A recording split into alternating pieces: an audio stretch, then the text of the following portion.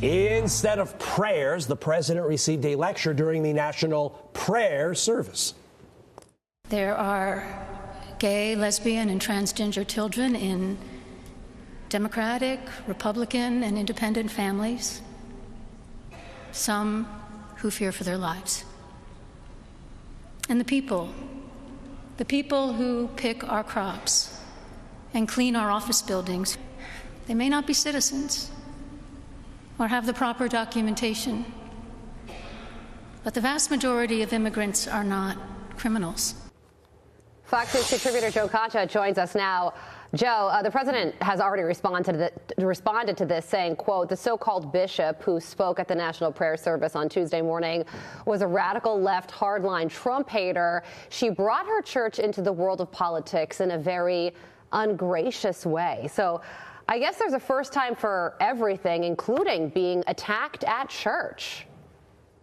Yeah, a fact check true on the president's response to what he had to sit through yesterday, along with J.D. Vance, obviously their spouses. I did get a kick out of the whole, illegal immigrants are the ones who clean our toilets.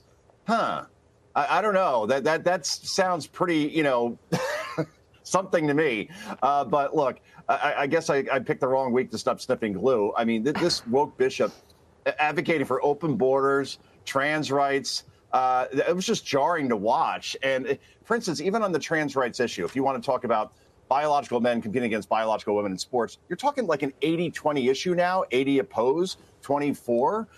So even all the things that she was advocating for, like open borders, like just let everybody in. We just had an election where I'm pretty sure a vast majority of the American people said, we don't want that anymore. We're seeing what it's doing to our country. So even her arguments were wrong. And Donald Trump was right to say what he said. But it was the way he said it this time around, where he didn't overreact too much and just said what had to be said and just left it there. I think many people are with the president on this one and against this woke bishop, who I would imagine will be co-hosting with Rachel Maddow tonight over at MSNBC. What a stark contrast from Pastor Lorenzo Sewell at the inauguration.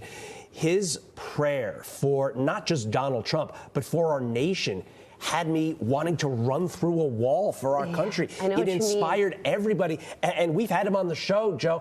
I don't know what party he is. That topic didn't come up. What came up was his commitment to faith, his commitment to bringing that faith to the people of our country. And he did that on Monday. And yet Tuesday, we get this. I want to move on to this, Joe. The Politico editor-in-chief says it is time to admit that Trump is a great president. Yes, those words just came out of Politico. Here are more. He writes, quote, he is someone with an ability to perceive opportunities that most politicians do not, and forge powerful, sustained connections with large swaths of people in ways that no contemporary can match. In other words, he is a force of history. Now, Carly, I want to check my notes on this. This was in Politico, Joe. What's going on here? Yeah, Politico, not exactly a bastion for a conservative sentiment or just nice things to say about Republicans in general.